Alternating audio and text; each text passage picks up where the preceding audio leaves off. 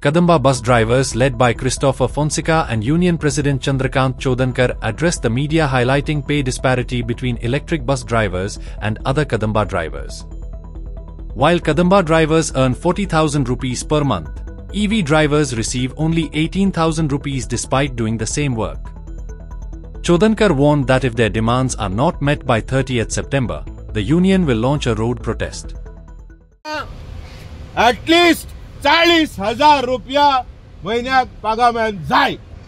त्याच बरोबर आमका 3% इन्क्रिमेंट जाय. त्याच बरोबर आमका म्हारगाय भत्तो जाय. आमका HR हाऊस रेंट अलाउन्स जाय.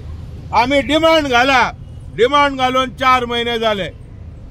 ना कदंबा ट्रान्सपोर्ट कॉर्पोरेशन मॅनेजमेंट आमका आपयता ना म्हणून आमका SV ट्रान्स प्रायव्हेट लिमिटेड जो कॉन्ट्रॅक्टर हा तो आपयता. कोणेच आपोवंक ना ट्रान्सपोर्ट मिनिस्टरान आपोवंक ना chairman of Kadamba transport corporation आपोवंक ना. तांकां कांयच पडलेलें ना. आमी सरकाराक सांगता की जोरी तर आमचे प्रॉब्लेम मिटयना जाल्यार we will be compelled to come on the roads. म्हणल्यार we may be able to stop. We may have to decide to stop all the buses, electric buses. Am I right? Yes, sir. All the buses and give a strike notice. Conductor driver कदंबाचे आणि ईव्हीचे सगळे एकीकडे येतले.